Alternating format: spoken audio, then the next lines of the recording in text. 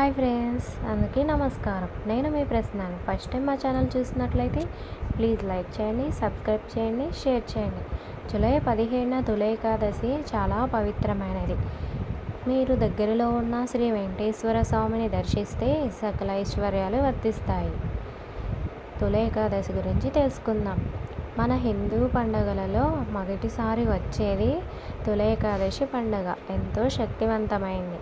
ప్రతి సంవత్సరం ఆషాఢ మాసంలో వచ్చే ఏకాదశిని తొలి ఏకాదశి అని అంటారు. ఈ తొలి ఏకాదశి రోజున విష్ణుమూర్తికి అంకితం ఇవ్వబడింది. అయితే ఈ సంవత్సరం జూలై 17వ తేదీన అనగా బుధవారం నాడు తొలి ఏకాదశి వచ్చింది. ఇంతటి శక్తివంతమైన తొలి ఏకాదశి రోజున ఎవరైతే ఇంట్లో పూజ చేస్తారో వారికి విష్ణుమూర్తి అనుగ్రహం వల్ల మీ జీవితంలో అంతా మంచే జరుగుతుంది. ఈ తొలి ఏకాదశి రోజున వెంకటేశ్వర స్వామిని పూజించడం వల్ల మీరు అనుకున్న కోరికలన్నీ ఖచ్చితంగా తీరుతాయి. కాబట్టి ఈ పవిత్రమైన తొలి ఏకాదశి రోజున ఇంట్లో పూజ చేసుకోవాలి. ఏ నియమాలు పాటించాలో ఈ వీడియోలో తెలుసుకుందాం. ఈ సంవత్సరం తొలి ఏకాదశి బుధవారం నాడు వచ్చింది. ఆ రోజు ఏకాదశి చాలా శక్తివంతమైనది. తొలి ఏకాదశి రోజున పూజ చేసే వాళ్ళు ఉదయాన్నే నిద్ర లేచి మీ ఇల్లంతా శుభ్రం చేసుకోండి. శుభ్రం చేసేటప్పుడు కొంచెం ఉప్పు వేసుకొని శుభ్రం చేసుకోండి. అలాగే మీ ఇంట్లో ఉన్న వారందరూ తలస్నానం తప్పక చేయాలి. తలస్నానం చేసినప్పుడు 2 తులసి ఆకులను వేసుకొని స్నానం చేయండి. మీరు చేసుకున్న పాపాలన్నీ పోతాయి, సుఖ సంతోషాలు వస్తాయి. అలాగే మీ గుమ్మానికి మామిడాకులు కట్టుకోవాలి. ఈ తొలి ఏకాదశి రోజున పూజ చేసేటప్పుడు మీ పూజ గదిలో ఉన్న దేవుని పటాలకు గంధం రాసి కుంకుమ బొట్లు పెట్టాలి. తొలి ఏకాదశి రోజున మాత్రం గంధం మాత్రమే రాయాలి. ఇంట్లో పూజ మొదలు పెట్టే ముందు వెంకటేశ్వర స్వామి పటాన్ని ఎర్రటి పూలతో నిండుగా అలంకరించుకోవాలి. ఇంట్లో పూజ మొదలు చేసే ముందు వెంకటేశ్వర స్వామి పటాన్ని ఎర్రటి పూలతో నిండుగా అలంకరించుకోవాలి. తర్వాత వెంకటేశ్వర స్వామి పటం ముందు కొన్ని తులసాకులను పెట్టి దీపారాధన చేయాలి. ఈ రోజున పూజ చేసే వాళ్ళు బియ్యం పిండితో కొన్ని పాలు పోసి ఒక చిన్న ప్రమిదలాగా తయారు చేసుకోవాలి. ఈ బియ్యం పిండితో చేసిన ప్రమిదలలో నూనె పోసి దీపారాధన చేస్తే మీ ఇంటికి సిరి సంపదలు వస్తాయి. దీపాన్ని వెలిగించే ముందు దీపానికి కూడా గంధం రాసి దీపాన్ని వెలిగించాలి. ఈ రోజున చేసే పూజలో దీపంలో 5 లేదా 3 ఒత్తులు వేసి దీపారాధన చేయాలి. అలా చేస్తే మీ ఇంట్లో ఏ సమస్యకి లోటు ఉండదు. ఈ తొలి ఏకాదశి రోజున వెలిగిస్తే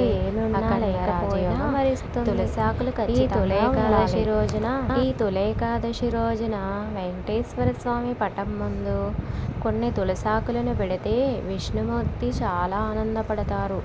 పూజలో నైవేద్యంగా పానకాన్ని పెట్టండి లేదా ఒక చిన్న బెల్లం ముక్కను పెట్టండి. అప్పుడు విష్ణుమూర్తి చాలా సంతోషిస్తారు. తొలి ఏకాదశి రోజున ప్రతి ఆడపిల్ల కాళ్ళకు పసుపు రాసుకోవాలి, బొట్టు పెట్టుకోవాలి. ఏకాదశి రోజున ఇలా చేస్తే మీ ఇంటిపై లక్ష్మీదేవి అనుగ్రహం ఉంటుంది. ఈ తొలి ఏకాదశి రోజున మీ ఇంట్లో పూజ చేసి కొబ్బరికాయను కొడితే మీ ఇంటికి ఎంతో మంచిది. ఈ తొలి ఏకాదశి రోజున మీ ఇంట్లో పూజ చేసే కొబ్బరికాయను కొడితే మీ ఇంటికి ఎంతో మంచిది. ఆ విష్ణుదేవుని అనుగ్రహం వల్ల మీ ఇల్లంతా సిరి సంపదలతో నిండిపోతుంది. తొలి ఏకాదశి రోజున పూజ చేసేటప్పుడు ఒక కొబ్బరికాయని తీసుకొని ఆ కొబ్బరికాయ పైన పసుపుతో స్వాస్తిక్ గుర్తు వేసి ఆ కొబ్బరికాయను మీ పూజ గదిలో ఉంచుకోండి. పూజ పూర్తయిన తర్వాత ఈ కొబ్బరికాయను దేవునికి నివేదించండి. పవిత్రమైన ఈ తొలి ఏకాదశి రోజున ఎవరైతే ఇలా చేస్తారో ఆ ఇంటికి తిన్న తరగని ఐశ్వర్యం వస్తుంది. మీ మనసులో ఉన్న కోరికలు ఖచ్చితంగా తీరాలి అంటే వెంకటేశ్వర స్వామి ముందు తాంబూలం పెట్టండి.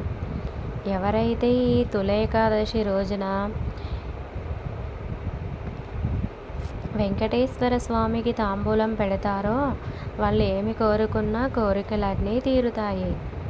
పూజ పూర్తయిన తరువాత చివరగా దేవునికి హారతిచ్చి ఓం వాసుదేవాయ నమః అనే మంత్రాన్ని మీ మనసులో 5 సార్లు అనుకుంటూ ఈ మంత్రాన్ని చదవడం వల్ల మీరు చేసే పూజకి రెట్టింపు పుణ్యం వస్తుంది. అలాగే పూజ పూర్తయిన తరువాత ఖచ్చితంగా 5 ప్రదక్షిణాలు చేయాలి. తరువాత దేవునికి సాంబ్రాణి ధూపం వేసి పూజను ముగించాలి. తొలి ఏకాదశి రోజున దేవునికి ఖచ్చితంగా సాంబ్రాణి ధూపం సమర్పించాలి. తొలి ఏకాదశి రోజున ఉపవాసం అంటే కోటి జన్మల పుణ్యఫలం తెలియక చేసిన పాపాలన్నీ పోతాయి. తొలి ఏకాదశి రోజున ఉపవాసం ఉండేవాళ్ళు ఉదయం పూజ చేసి సాయంత్రం మళ్ళీ దీపం వెలిగించాలి. ఇలా చేస్తే మీ ఇంట్లో ఎటువంటి కష్టాలు లేకుండా మీ ఇంటికి అష్టైశ్వర్యాలు సిద్ధిస్తాయి. మీ జీవితంలో ఉన్న కష్టాలు, వ్యాపారంలో ఉన్న నష్టాలు, అనారోగ్యం సమస్యలు ఏ సమస్య ఉన్నా సరే ఈ తొలి ఏకాదశి రోజున మీ ఇంట్లో పూజ చేయడం వల్ల ఆ వెంకన్న అనుగ్రహం వల్ల మీ సమస్యలన్నీ తొలగిపోతాయి. ఈ తొలి ఏకాదశి రోజున ఇంట్లో పూజ చేసేవాళ్ళు మధ్యాహ్నం సమయంలో నిద్రపోకూడదు. ఇలా చేస్తే మీరు చేసే పూజకు ప్రతిఫలం రాదు. అలాగే ఈ రోజున పూజ చేసేవాళ్ళు మాంసాహారం తినకూడదు. అలా తింటే చాలా మహాపాపం.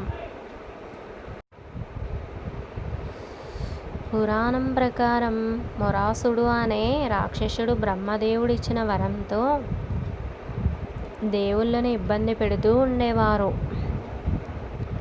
ఈ రాక్షసుడిని సంహరించడానికి విష్ణుమూర్తి చాలా కాలం పోరాటం చేసి అలసిపోయిన తర్వాత ఓ గుహలో విశ్రాంతి తీసుకుంటాడు. ఆ సమయంలో విష్ణుమూర్తి చాలా కాలం పోరాటం చేసి అలసిపోయిన తర్వాత ఓ గుహలో విశ్రాంతి తీసుకుంటాడు విష్ణుమూర్తి.